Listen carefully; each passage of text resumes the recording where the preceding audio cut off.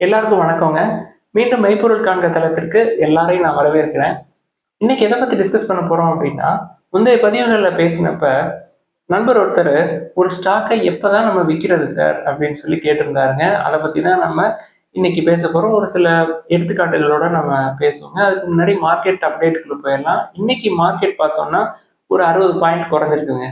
-58.25% வந்து குறைஞ்சிருக்குது. 24,700 கிராஸ் பண்ண முடியாம 24,600 சொச்சத்துல இருக்குது. இது வந்து 700 தாண்டணும், இந்த ஃபண்டமெண்டல்லாம் மாறணும் அப்படின்லாம் நம்ம பல தடவை சொல்லியிருக்கோம். இன்னைக்கு வந்து ஃபிளாட்டா ஓப்பன் ஆகி நெகட்டிவ்ல முடிஞ்சிருக்கு. பேங்க் நிஃப்டி ஒரு 101 பாயிண்ட் வந்து டவுன். இன்னைக்கு நிஃப்டி 50 பொறுத்த வரைக்கும் நம்மளோட B6 ஸ்டாக்ஸ் வந்து ஃபிளாட்டா தான் இருக்கு. ரொம்ப அப்லாம் போகல. ஆப்பர்ச்சுனிட்டி வந்து இன்னும் எல்லாருக்குமே கிடைக்கும்னு நினைக்கிறேன். எஃப்எம்சிஜி செக்டார்ஸ்லாம் வந்து Q3லயும் ஒழுங்கா பெர்ஃபார்ம் பண்ணாது அப்படின்ற மாதிரி ஒரு சில செய்திகள்லாம் வந்திருக்கு. எக்ஸாம்பிளுக்கு காட்ரேஜ் கன்சியூமர் ப்ராடக்ட்ஸ்லாம் இன்னைக்கு 10% டவுனு. டிசம்பர் சேல்ஸு, தென் அக்டோபர், நவம்பர், டிசம்பர் சேல்ஸும் வந்து Q3 சேல்ஸும் சரியில்லை அப்படின்ற மாதிரி ஒரு சில செய்திகள்லாம் வந்திருக்குது. ஸோ Q3 அப்படின்னு எடுத்துக்கிட்டோம்னா எஃப்எம்சிஜியை பொறுத்த வரைக்கும் ஃப்ளாட்டாக தான் இருக்கும். ஸோ -3லேருந்து ஒரு +3% வரைக்கும் தான் க்ரோத் இருக்கும் அப்படின்னு நினைக்கிறேங்க. அதனால நம்ம எல்லாருக்குமே ஆப்பர்ச்சுனிட்டிஸ் கண்டிப்பாக கிடைக்கும். அவசரப்பட்டு வாங்கணும் அப்படின்ற அவசியம் கிடையாது. B6 தொடர்ந்து பார்க்கலாம்.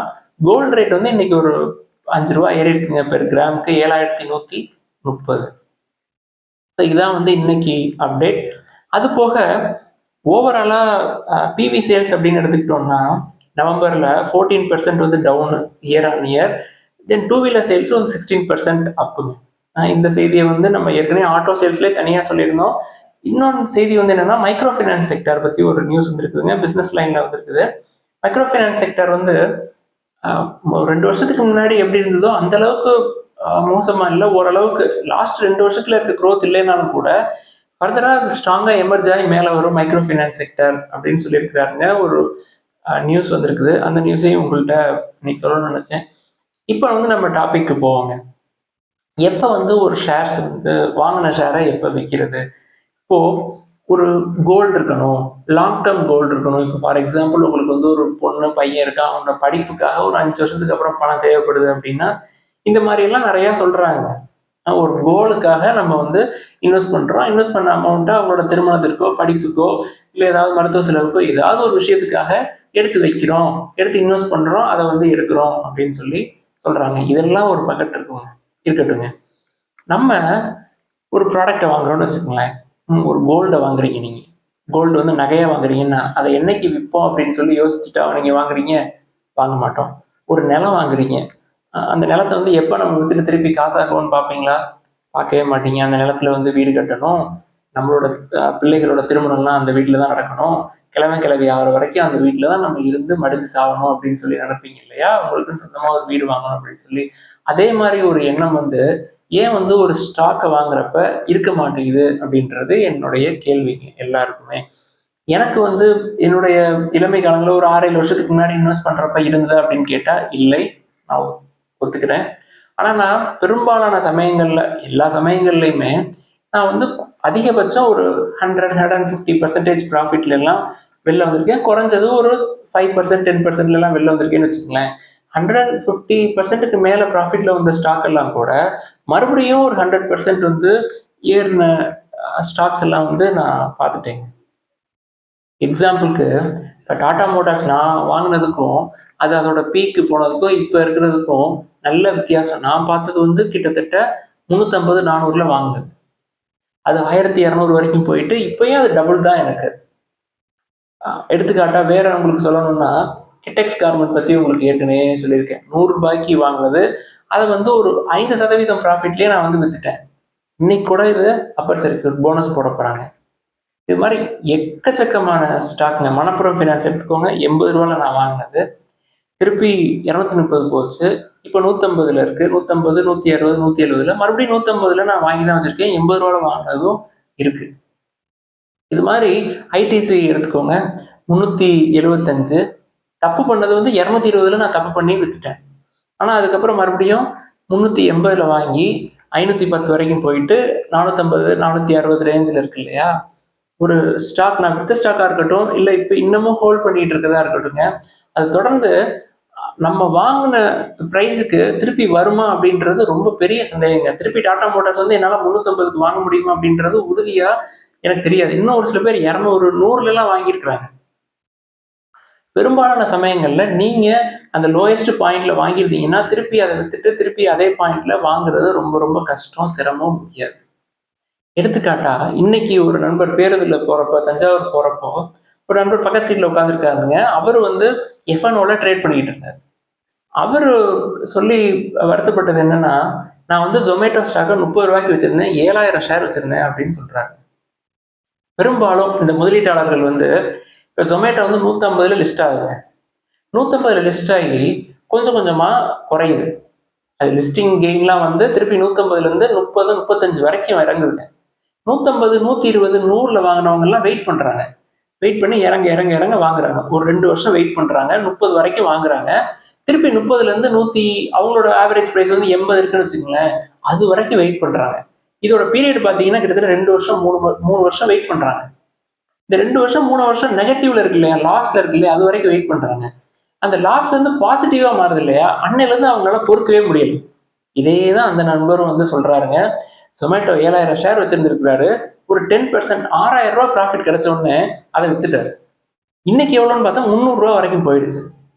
ஒரு லைஃபுக்கு ஒருத்தர் ஒரு நல்ல ஷேரை வாங்கினாலே போதுங்க. அவருடைய ரூ. 30,000 கிட்டத்தட்ட 15 லட்சம் 18 லட்சம் ரூபாய் ஆயிருக்கும் அவர் விற்காம இருந்தார் அப்படின்னா. அவர் எவ்வளவு நாள் வெயிட் பண்ணாரோ, நெகட்டிவ்ல இருந்தது இல்லையா ரிட்டர்ன்ஸ் வந்து, அதுக்கு ஒரு 2 வருஷம் 1 வருஷம் வெயிட் பண்ணி இருந்திருப்பாரு. அதே மாதிரி இன்னொரு 1 வருஷம் பாசிட்டிவ் போனதுக்கு அப்புறம் 1 வருஷம் வெயிட் பண்ணியிருந்தாரு அப்படின்னாலே அவர் கிட்டத்தட்ட ஒரு 10 லட்சம் கிடைச்சிருக்குங்க. 150, 200 வந்திருக்கும். ஏன் வந்து செல் பண்ணணும் செல் பண்ணணும் செல் பண்ணணும்னு எதுக்கு வந்து இந்த மூளை வந்து நமக்கு துடிக்குது அப்படின்றத வந்து நம்ம புரிஞ்சுக்கணும். ஒரு ஒரு அவேர்னஸ் நம்மளுக்கு வேணும். முதல்ல விற்கக்கூடாது அப்படின்ற ஒரு எண்ணத்தை வந்து நம்ம விதைச்சுக்கணும். நான் அப்படித்தாங்க விதைச்சுக்கிட்டேன். நிறைய பேர் அந்த மாதிரி இருக்கிறாங்க. அவருக்கு இன்னைக்கு லைஃபே டேர்ன் அரவுண்ட் ஆயிருக்கும். சும்மா சாதாரணமா பஸ்ல அவரு F&Oல ட்ரேட் பண்ணிட்டு இருக்காரு. தேவையே இல்லை. ஒன்ன வாங்கி Zomatoவை சும்மா வச்சிருந்தாலே நீங்க F&Oல அந்த காசை எடுக்கிறதுக்கு வருஷ கணக்கா ஆகும். ரீட்டைல் இன்வெஸ்டர்ஸ் எல்லாம் வந்து F&O பக்கத்து போகவே போகாதீங்க அப்படின்னு சொல்றது இதுக்குதாங்க. ஒரு ஷேரை வாங்கிட்டோம் அப்படின்னா அதை விற்கணும் அப்படின்ற மனநிலை வந்து முதல்ல நம்மளோட மண்டையை விட்டு வெளியில போகணும். குறைந்தது 10 ஆண்டுகள். என்னுடைய நண்பர் இப்ப XLRIல படிக்கிறாரு. சார் எதனாலும் வாங்க. நம்ம வந்து வேல்யூவேஷன்ஸ் எல்லாம் பார்த்துட்டு தானே வாங்கணும். எதனாலும் வாங்க. ஆனா ஒரு விஷயத்த நல்லா தெரிஞ்சுக்கங்க. 10 வருஷத்துக்கு விற்கக்கூடாது அப்படின்ற மன உறுதி இல்லைன்னா நீங்க ஷேரை வாங்காதீங்க அப்படின்றது. 10 வருஷத்துக்கு நீ என்ன கண்ணை மூடிட்டு எதனாலும் வாங்க. 10 வருஷத்துக்கு விற்காதீங்க. அப்படி ஒரு நிலைமை இருந்தா மட்டும் வாங்க, இல்லாட்டி வாங்காதீங்க அப்படின்னு சொல்லி ரொம்ப அழுத்த திருத்தமா சொல்லுவாரு. நான் என்ன சொல்றேன், நம்ம வந்து வாங்கின எல்லாத்தையுமே விற்கணும் அப்படின்னு சொல்லி நினைக்கிறது இல்லைங்க. இப்ப ஹவுஸ் சொன்னேன் நான். ஒரு அழகா ஒரு மரத்தை கொண்டு போய் நடுறீங்க. நல்ல வேல்யூவேஷன்ஸ் எல்லாம் பார்த்து வாங்குறோம். பார்த்து ஒரு மரத்தை வந்து நடுறோம்.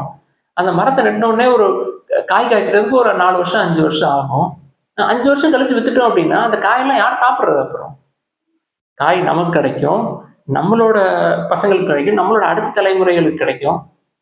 அதை வந்து வெட்டிடணும் அப்படின்னு நம்ம நினைக்கிறது வந்து தப்புங்க. ஃபர்ஸ்ட் செல் அப்படின்ற வேர்டே வந்து என்னை பொறுத்த வரைக்கும் ஒரு நல்ல கம்பெனில நீங்க ஓனர்ஷிப் எடுத்துட்டீங்க. அந்த ஓனர்ஷிப்பை எதுக்கு இன்னொருத்தவங்களுக்கு கொடுக்குறீங்க? அது எனக்கு தான். கம்பெனிக்காரனே வந்து வலுக்கட்டாயமா நம்ம கிட்ட யாரும் ஷேர்ஸை வந்து கொடுங்க அப்படின்னு சொல்லி கேட்க போறது இல்லை. விதைச்சிட்டீங்க அப்படின்னா உங்க லைஃப்ல நீங்க பழம் சாப்பிடுங்க. அதுக்கப்புறம் உங்க டிமேட்ல இருக்கிற நல்ல அந்த பிளான்ட்டை உங்களோட பையனுக்கு டிரான்ஸ்ஃபர் பண்ணி விடுங்க. பையன் 2 பேர் இருந்தாங்க அப்படின்னா ஆளுக்கு பாதியா பிரிச்சு கொடுத்துருங்க. ஒரு 1000 ஷேர் வச்சிருந்தீங்கன்னா மனப்புறம் ஒரு பையனுக்கு 500, இன்னொரு பையனுக்கு 500 கொடுத்துருங்க. இது நம்ம பார்க்கறதே வந்து பெஸ்ட்டை தான் பார்த்து வாங்குறோம். சும்மா 10% 5%க்காக வாங்கலுங்க. B6 நம்ம எடுத்து வச்சிருக்கோம் இல்லையா? இது மாதிரி 2000 4000 ஸ்டாக்ல ஒரு 100 நல்ல ஸ்டாக் இருக்கும். அற்புதமான ஸ்டாக் 100 இருக்கும். நம்ம வாங்கக்கூடிய நிலைமையில அற்புதமான ஸ்டாக் நல்லா இருக்குங்க. இப்போ படிங்க. படிச்சு உங்களோட லைஃபுக்கு ஒரு 10 1 போதுன்றேன் நான். 10 கூட வேணாம். ஒரு நல்ல ஸ்டாக் நல்லா அதை பத்தி ஸ்டடி பண்ணி கொஞ்சம் கொஞ்சமா அக்யூமுலேட் பண்ணுங்க. ஒண்ணுங்கிறது நான் எக்ஸாம்பிள் சொல்றேங்க. ஒண்ணு இல்லைனாலும் ஒரு 5 ஸ்டாக் வாங்குங்க. வாங்கி கொஞ்சம் கொஞ்சமாக அக்லீட் பண்ணுங்க. ஃப்ரூட்ஸ் வந்துகிட்டே இருக்கும், டிவிடெண்ட் வந்துகிட்டே இருக்கும். நீங்கள் நல்ல கம்பெனி வாங்கினீங்கன்னா வந்துகிட்டே இருக்கும். நீங்கள் வாங்குற நீங்கள் விலை போட்டு வாங்கின அந்த பைசா வந்து ஒரு 10 வருஷத்துல உங்களுக்கு திருப்பியே வந்துடும். இப்போ ஐடிசி நான் 375 ரூபாய்க்கு வாங்கினேங்க. அது ஒரு 3 வருஷம் ஆச்சு. இப்பயே கிட்டத்தட்ட ஒரு 50 ரூபாய்க்கு மேலே வந்துருச்சு. இன்னும் ஒரு 5 வருஷம் வச்சிருந்தேன்னா இன்னும் ஒரு 100 ரூபா வந்துடும். அதுக்கு நடுவில் ஐடிசி ஹோட்டல் வரப்போகுது, எனக்கு தனியாக கிடைக்கும். ஐடிசி வச்சிருக்க எல்லாருக்கும் கிடைக்கும். அதுக்கப்புறம் அது ஒரு பெரிய ஃபுட் கம்பெனி ஆக போகுது. சிகரெட் பிஸ்னஸ் இருக்கு, பேப்பர் பிஸ்னஸ் இருக்கு, ஒரு ஐடி கம்பெனி இருக்கு உள்ளார. இத்தனையை வச்சுக்கிட்டு அதை நான் வித்துட்டேன் அப்படின்னா அது எனக்கு எந்த பிரயோஜனமே இல்லைங்க. நல்லா காய்ச்சிட்டு இருக்கிற மரத்தை வித்து வித்து ஒரு நாள்ல இந்த தங்க முட்டை போடுற வாத்துன்னு சொல்லுவாங்க இல்லையா, அதை வித்து போடுற அதை வந்து கட் பண்ணி சாப்பிட்ற மாதிரி தாங்க.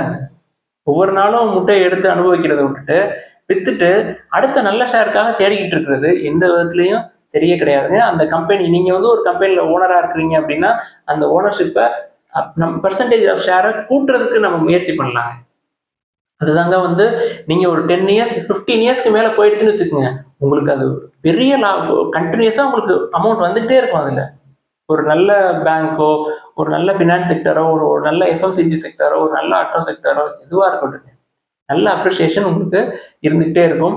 ஒரு ஷேர்ஸ் அதையும் மீறி உங்களுக்கு வந்து ஒரு இக்கட்டான சூழல் வருது, கண்டிப்பா பணம் வேணும், கடன் வாங்கக்கூடிய நிலைமை, இந்த நேரத்துல உங்களால தவிர்க்க முடியல அப்படின்னா ஒரு பெர்சன்டேஜ் ஆஃப் ஷேர்ஸை வந்து வித்து நீங்க வந்து அப்பயும் என்ன பண்ணலாம், பிளட்ஜ் பண்ணி அமௌண்ட்டை எடுத்துக்கிட்டு கடன் வாங்குறதுக்கு பதிலாக பிளட்ஜ் பண்ணி அமௌண்ட் எடுத்துக்கிட்டு நீங்க பணம் கிடைக்கிறப்ப அதை வந்து பிளட்ஜ் பண்ணதை எடுத்துடலாம். நீங்க இந்த மாதிரி நீங்க வந்து ஒரு அசட்டா அதை வந்து பாருங்க.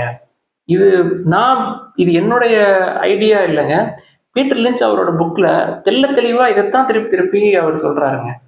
அவர்கிட்ட இருந்து தான் நானும் கத்துக்கிட்டேன். நான் கத்துக்கிட்டது தான் அவருக்கும் சொல்றேன், எல்லாருக்குமே சொல்றேன். செல் அப்படின்ற வார்த்தையை மறந்துட்டு ஸ்டாக் வாங்குங்க.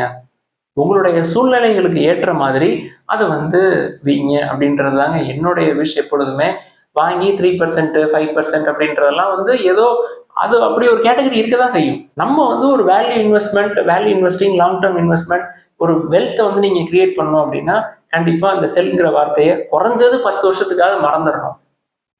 அதுக்கு மேல விற்காம இருக்கிறது, நீங்க 10 வருஷம் விற்காம விட்டீங்கன்னா அதுக்கப்புறம் விற்க மாட்டீங்க. இதைத்தாங்க இன்னைக்கு முக்கியமா பேசணும்னு நினைச்சேன். அடுத்த பதிவுல நம்ம வந்து ஏற்கனவே நம்ம நிஃப்டி 100 ஸ்டாக்ஸ்ல B6ன்னு ஒன்று எடுத்து வச்சோம். நிஃப்டி 100 to 200ல அடுத்தது எல்லாமே எடுத்து வச்சிட்டேங்க. இன்னைக்கு இந்த விஷயத்தை பத்தி ரொம்ப முக்கியமா பேசணும் அப்படின்னு நினைச்சேன். அதனாலதான் இன்னைக்கு இதை ஃபர்ஸ்ட் பேசிட்டேங்க. அடுத்தடுத்த போஸ்ட்ல நம்ம வந்து நிஃப்டி 100 to 200ல நம்மளுக்கு ஏதாவது வேல்யூ பிக்கிங்ஸ் வந்து இருக்கா அப்படின்றத பத்தி பார்ப்போம். எல்லாருக்கும் நன்றி.